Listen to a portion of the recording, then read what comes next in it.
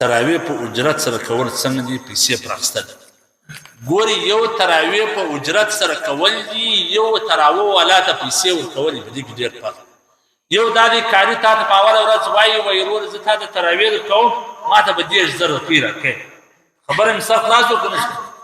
یو دا ته اجرت وایي، یو دا دی هغه تراویح درکوي خو هغه د روژه مثلا نه پر روژه مات خوند اخیستي دي، نه پر پېشمي خوند اخیستي دي، دا تراویح والا څنګه ستړي ګرده ورځ ورته ناست او دی نو چې په آخره ورځ باندې کښېني، دا وایي نه دي ورکول جایز.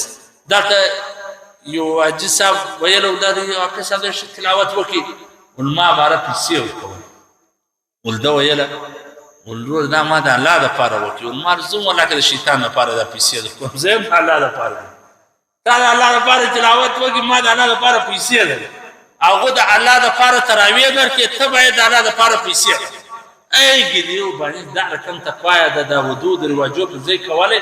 نن به ولې ځوانان پر پټپاس پېټورې وایي او ښځې به د دیوالو سره سپین ږیري چې هلته قرآن ورته ونیسئ، حاجي صاحب دا پیسې مه تقسیموه، وایي دا شیریني ده. او دا ښځو د ملا پر ځای چې راست وایي پلاني ملا فتوا ورکړې، پلاني ملا فتوا ورکړې، پلاني ملا. دا ملایان خو تا ته قرآن یې ویلی دی چې دا مه کوه.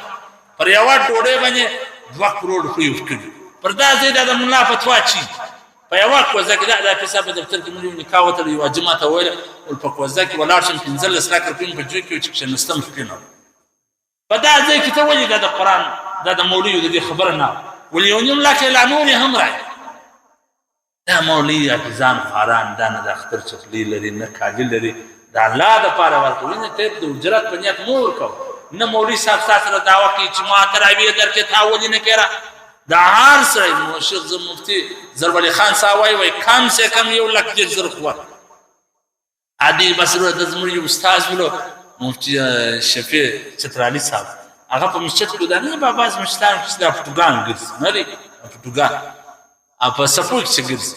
نو بل مولوي صاحب ته څنګه دی مولوي صاحب په پټو کې شی ورو دغه شرنګي غوږونه مې کار کوي، هر یو پنجې کړه پکړه پکړه پکړه پکړه پکړه زموږ هغې هم وروره بس د پنجانو شرنګۍ په بل ځای د نامه دپاره دغې ځله غورځي ولکه دا وایي چې چشت چې د تراویح والا راغلي دا حافظان خواران وروره ته ورسره لګه د ورځې قرآن ته ناست د زړه څه به دعا درته وکړي، باید ښه په خلاص زړه یې ورکړي. دلته یو زه یو مولوي صاحب ولو زه یو ورسره روان هغه دلته یو ډېر غټ حاجي مړ ولو ښه هغه حاجي ختم نه دوی بیولي ول 3,000 روپۍ ورکړې ولې نه.